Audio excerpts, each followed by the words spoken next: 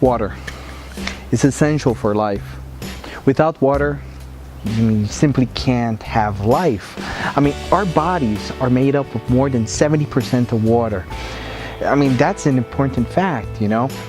We could go on days without food, but without water, I mean, just a few days, you know, that's it.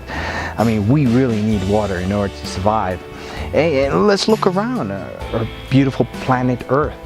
I mean, on Earth, more than 70% of its surface is covered by water. So, I mean, we're talking about oceans, we're talking about rivers, we're talking about lakes. I mean, there's water everywhere. Maybe that's the reason why we got so much life around us, right? The animals, the plant life, all sorts of life, right? There's life everywhere. It's incredible, right? Now, understanding this concept of the importance of water reminds me of a time when I was invited by a youth group called Franciscan Youth, UFRA, and they invited me to go with them on a mission for Christmas. Now, this mission was to an indigenous area in Costa Rica known as Talamanca. It is very close to the border with Panama. Now, when we got there, they told us that we were going to go to this small little town or small little village called Durignac.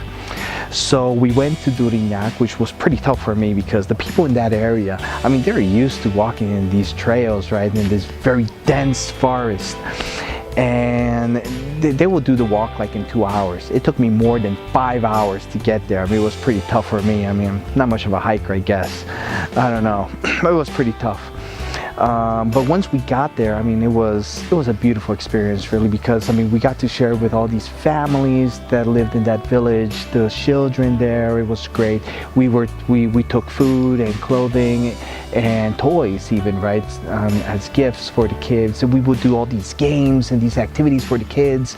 It was a beautiful experience, you know, one that I will never forget. A true blessing from God. Well, after that, of course, we slept over there and all, and then when we had to head back, well, we were walking back, and again, you know, it's pretty tough. You know, it's a very tough trail to walk, right, to get to the town where the parish was at. It was pretty tough. And with us, there was this guy who was carrying this big bottle of water. You know, it was our water, it's the water we were drinking from, right? But he was walking far up ahead. You know, he was really like running through the forest, right? And we were trying to catch up with him. I mean, it was pretty tough, you know. And because God is loving and God is great and God is all powerful and God makes miracles, God made a miracle that day. He made him stop. So of course he stopped, right, and we were able to catch up to him finally. So we took out our little plastic cups and we started to fill it with water. We would drink it, and wow, I mean, that was incredible, you know. I remember drinking that first sip of water and I said, wow, tastes like glory. But there was one girl from UFRA, I mean, she said something very interesting. She drank water, and after that she said, wow, I feel like I just came back to life. You know, and this concept, that what she said, you know, I kept on thinking about it, you know. On the way back to the parish, we were walking back, and I just kept on thinking about it, and I was relating it with the gospel, you know, the gospel of St. John on chapter 4 precisely. I was thinking about that passage where Jesus comes to this well, Jacob's well, and he sits there, and then the Samaritan woman will come to this well and she'll start drawing water from it, and then Jesus will say, would you give me something to drink, you know? And I mean, we're talking about a Jew with Samaritan, and she said, hey, haven't you noticed you're a Jew and I'm not a Jew, you know, I'm a Samaritan, and we don't get along with each other, you know? I mean, haven't you noticed that? Of course, Jesus didn't care about that, you know. Jesus was, he wasn't really, just simply saying, give me water. It was something more than that, you know. It wasn't simply an icebreaker, you know, to start talking, because we're going to get back to that concept a little later. But Jesus did answer to her saying, hey, if you only knew the gift of God, if you only knew who is asking for a drink of water, you're going to ask me about that, and I'm going to give you living water. Now, this living water concept, now this is interesting because we could look at it from two perspectives. Let's first of all look at it from a literal perspective. What does living water mean? Well, living water for these communities, it eventually what it means is like a stream of water, you know? Let's say like a river, for instance, right? Now that was important for them because that was high quality water, you know? That was like the best type of water compared to the well, right? Of course, when Jesus said about the living water, because she looked at it from a literal sense, there was another sense, but we'll get to that in a moment. She was saying, okay, hold on, you're offering me living water. I mean, you're talking about high quality water. I mean, you don't even have a bucket to draw water from this well because you were asking for water. I mean, you're offering living water. Hold on, and have you noticed this is Jacob's well? I mean, Jacob is our father. I mean, he made this well to give water to his family and to his cattle. You're asking, I mean, you're offering water, living water to me? I mean, are you serious? Of course, Jesus said, well, whoa, hey, the water I'm offering, you're never going to suffer thirst anymore. So, of course, now she's kind of like mocking him a bit and say, okay, let's do this. Give me some of that living water so I don't thirst anymore, right?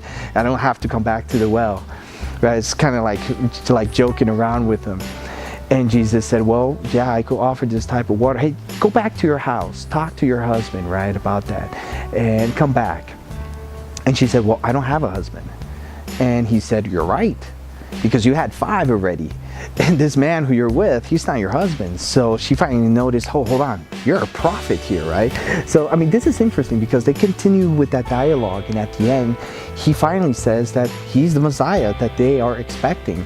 So, okay, that's an interesting concept then. So this takes me to the other sense, the other perspective of living water. What was the type of living water Jesus was offering? He was offering himself as that living water. I mean, look at this woman. I mean, she was thirsty. I mean, she not just thirsty in a literal sense of just drawing water from the well. I mean, she was thirsty in her life.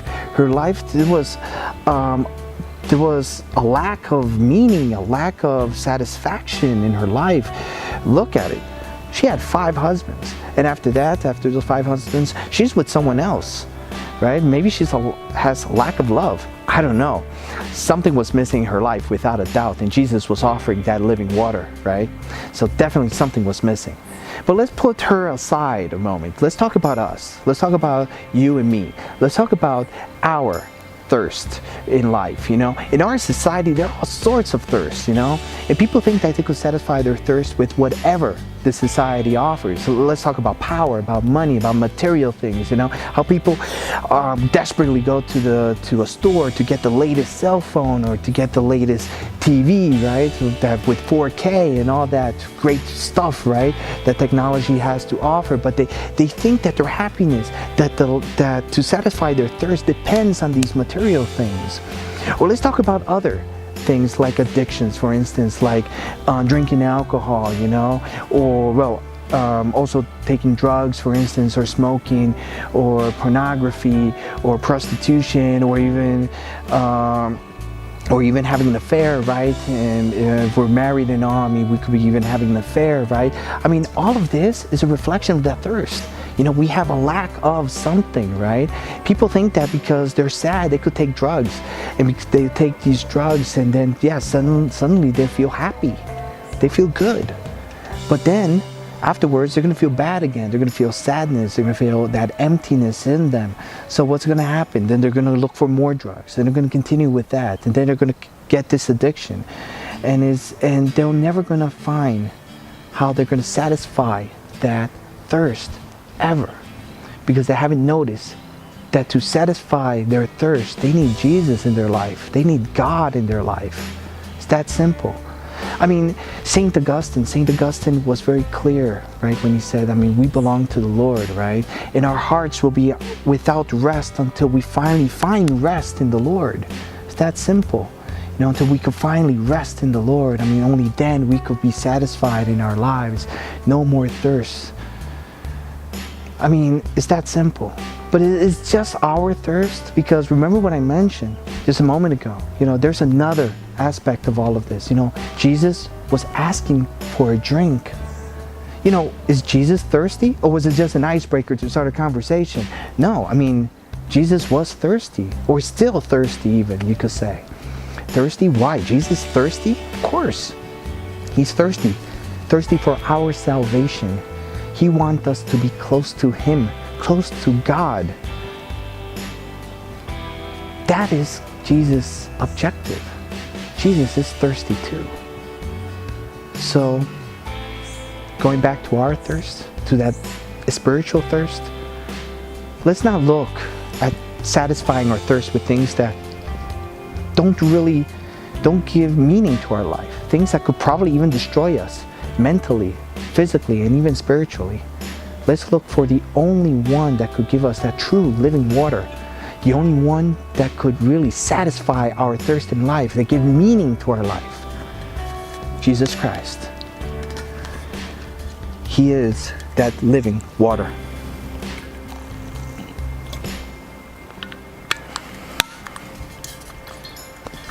Peace and all good.